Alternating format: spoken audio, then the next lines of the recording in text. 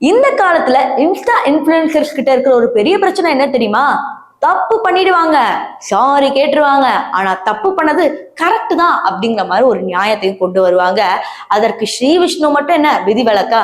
Actually Sri Vishnu பண்ணது எவ்வளவு பெரிய தப்பு, ஆனா அந்த தப்பை ஜஸ்டிஃபை பண்ற மாதிரி அவரு ஒரு பிரஸ் மீட் கொடுத்தா, இப்போ அஸ்மிதா தரப்புல இருந்து வந்த யாரோ இன்னொரு ஜஸ்டிஃபையும் கொடுக்குறாங்க.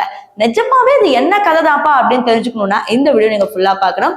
இதையும் தாண்டி மறக்காம சேனலை சப்ஸ்கிரைப் மட்டும் லைக் பண்ணுங்க. ஸ்ரீ விஷ்ணு எப்பவுமே பல உமன் இன்ஃபுளுசர்ஸ் கிட்ட ஒரு ஆட்டம் போடுறதை தாண்டி இவர் ஆல்ரெடி 25 பேரை ஸ்கேம் பண்ணிட்டேன் அப்படிங்கிற மாதிரி ஒரு வழக்குல சிக்கியிருந்தாரு. இந்த வழக்கு எந்த நிலையில இருக்குன்னு யாருக்குமே தெரியாது. ஏன்னா வழக்கம் போல இவங்க எல்லாம் செலிபிரிட்டிஸ் அப்படிங்கிற மாதிரி சொல்லிட்டு திரியிறாங்க இல்லையா?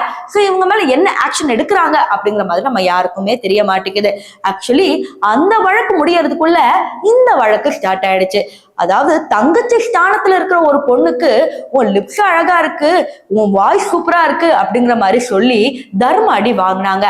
அந்த தர்ம அடி வாங்கினதும் இல்லாம உன்ன மாதிரி ஆள் யாருன்னு இந்த சோசியல் மீடியால இருக்கிற எல்லாருக்குமே தெரியணும் அப்படிங்கிற மாதிரி வீடியோவை அவங்களுடைய நண்பர்களை ரிலீஸ் பண்ணாங்க.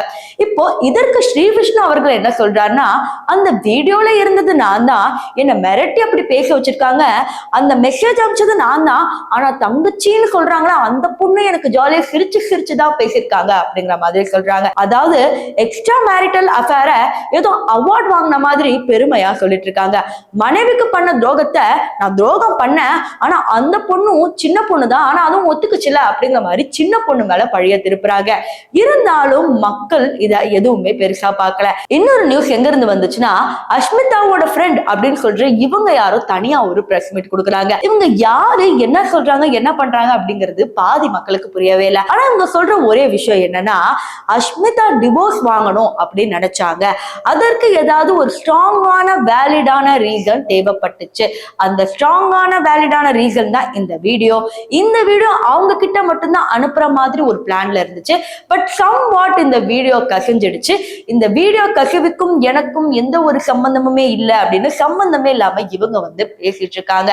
இருந்தாலும் ஸ்ரீ விஷ்ணு அவர்கள் இதற்கு என்ன பதில் சொல்லியிருக்காருன்னா, தன்னோட வீடியோல நான் இந்த மாதிரி எந்த தப்புமே பண்ணல, என் போனை ஹேக் ஆயிடுச்சு, என் போனை திருடிட்டாங்க, இப்பதான் என் போனை வாங்கினேன் அப்படிங்கிற மாதிரி புதுசா போய் சொல்லிட்டே தான் வராங்க. இருந்தாலும் மக்கள் இதை பெருசா ஆதரிக்கலனாலும் எப்படியும் 3 நாள்ல நீங்க மறந்து போயிடுவீங்க அப்படிங்கிறது நம்ம எல்லாருக்குமே தெரியும். ஸ்கேம் அப்படிங்கிறதே மிகப்பெரிய விஷயம், துரோகம் அப்படிங்கிறது அதை விட மிகப்பெரிய விஷயம். ஆனா இப்படி இருக்கிற இந்த இன்ஸ்டா இன்ஃபுளுசர்ஸ் கிட்டயா போய் இந்த மக்கள் பாக்குறாங்க அப்படிங்கிற மாதிரி ஒரு தாட்டும் வருது. சரி, ஸ்ரீ விஷ்ணுக்கு ஒரு வேர்டை டெடிகேட் பண்ணணும்னா என்ன அப்படிங்கறத மறக்காம கமெண்ட் செக்ஷன்ல சொல்லுங்க.